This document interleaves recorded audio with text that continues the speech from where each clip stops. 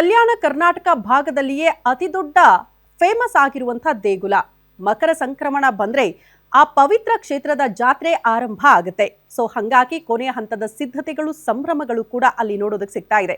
ಹಾಗಾದ್ರೆ ಯಾವ ಪವಿತ್ರ ಕ್ಷೇತ್ರದ ಜಾತ್ರೆ ಸಿದ್ಧತೆ ಹೆಂಗಾಗಿದೆ, ಸಂಭ್ರಮ ಹೇಗಿದೆ, ಆ ಕುರಿತ ಒಂದು ರಿಪೋರ್ಟ್ ಇಲ್ಲಿದೆ ನೋಡಿ.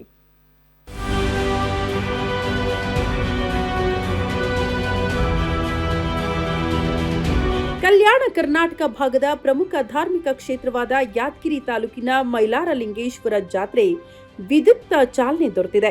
ಮಲ್ಲಯ್ಯನ ಜಾತ್ರೆಗೆ ಲಕ್ಷ ಸಂಖ್ಯೆಯಲ್ಲಿ ಭಕ್ತ ಸಾಗರವೇ ಹರಿದು ಬಂದಿದೆ. ಯಾದಗಿರಿ ತಾಲೂಕಿನ ಮೈಲಾಪುರದಲ್ಲಿ ಮಕರ ಸಂಕ್ರಮಣ ಹಬ್ಬದಂದು ಮೈಲಾರಲಿಂಗೇಶ್ವರನ ಜಾತ್ರೆ ಅತಿ ವಿಜೃಂಭಣೆಯಿಂದ ಜರುಗುತ್ತೆ. ಬೆಳಗ್ಗೆಯಿಂದಲೇ ಮಲ್ಲಯ್ಯನ ಸನ್ನಿಧಿಯಲ್ಲಿ ವಿವಿಧ ಧಾರ್ಮಿಕ ಕಾರ್ಯಕ್ರಮ ನಡೆಯುತ್ತೆ.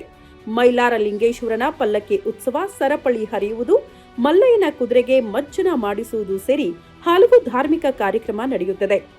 ಪ್ರತಿ ವರ್ಷದಂತೆ ಈ ವರ್ಷವೂ ಅದು ಸಂಪ್ರದಾಯ ಮಾಡ್ಕೊಂಡು ಬರ್ತಾ ಇದ್ದೇವೆ. ಅಲ್ಲದೆ ಸುಮಾರು 4 ರಿಂದ 5 ಲಕ್ಷ ಜನ ಸೇರುವ ನಿರೀಕ್ಷೆ ಇಟ್ಕೊಂಡಿದ್ದೀವಿ.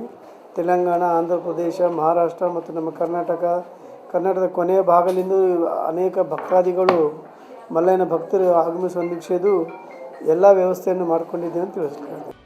ಇನ್ನು ಮೈಲಾರಲಿಂಗೇಶ್ವರರ ಉತ್ಸವ ಮೂರ್ತಿ ಪಲ್ಲಕ್ಕಿ ಮೆರವಣಿಗೆಯ ವೇಳೆ ಗಲಾಟೆ ಮಾಡಿ ಶಾಂತಿ ಸುವ್ಯವಸ್ಥೆಗೆ ಧಕ್ಕೆ ತಂದವರ ವಿರುದ್ಧ ಶಿಸ್ತು ಕ್ರಮ ಕೈಗೊಳ್ಳಲಾಗುವುದು ಅಂತ ಜಿಲ್ಲಾ ವರಿಷ್ಠಾಧಿಕಾರಿ ತಿಳಿಸಿದ್ದಾರೆ. ಇಂದು ಮೈಲಾರಲಿಂಗೇಶ್ವರನ ಬೆಳ್ಳಿ ಕುದುರೆ ಗಂಗಾ ಸ್ನಾನಕ್ಕೆಂದು ಹೊನ್ನಕೆರೆಗೆ ಹೋಗುತ್ತದೆ. ಈ ವೇಳೆ ಭಕ್ತರು ತಮ್ಮ ಇಷ್ಟಾರ್ಥ ಸಿದ್ಧಿಗಾಗಿ ಬೇಡಿಕೊಂಡಿರುವ ಹರಕೆ ತೀರಿಸಲು ಕುದುರೆ ಮೇಲೆ ಕುರಿ ಎಸೆಯುತ್ತಾರೆ.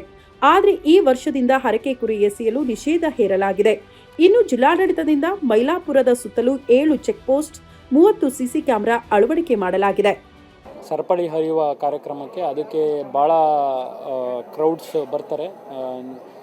ಸೊ ಹಾಗಾಗಿ ಈ ನಿಟ್ಟಿನಲ್ಲಿ ನಾವು ಇಲ್ಲಿ ಎಲ್ಲ ಸಿದ್ಧತೆಗಳನ್ನ ಮಾಡ್ಕೊಂಡಿದ್ದೀವಿ. ಇನ್ನು ಸಂಕ್ರಾಂತಿಯ ದಿನ ಮೈಲಾರಲಿಂಗೇಶ್ವರರ ಜಾತ್ರೆ ನೋಡೋದಕ್ಕೆ ಸಾವಿರಾರು ಸಂಖ್ಯೆಯಲ್ಲಿ ಜನ ಆಲ್ರೆಡಿ ಆಗಮಿಸಿದ್ದು ಮೈಲಾರನ ದರ್ಶನ ಪಡೆಯುತ್ತಿದ್ದಾರೆ. ಪಲ್ಲಕ್ಕಿ ಮೇಲೆ ಕುರಿ ಎಸೆಯುವುದನ್ನ ನಿಷೇಧ ಮಾಡಿದ ಹಿನ್ನೆಲೆ ಚೆಕ್ ಪೋಸ್ಟ್ ಆರಂಭ ಮಾಡಿ ಭಕ್ತರನ್ನ ಕುರಿಗಳನ್ನ ಕಾಣಿಕೆ ರೂಪದಲ್ಲಿ ಪಡೆಯಲಾಗುತ್ತಿದೆ.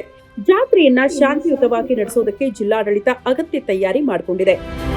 ನಾಗಪ್ಪ ಮಾಲಿ ಪಾಟೀಲ್, ಗ್ಯಾರಂಟಿ ನ್ಯೂಸ್, ಯಾದಗಿರಿ.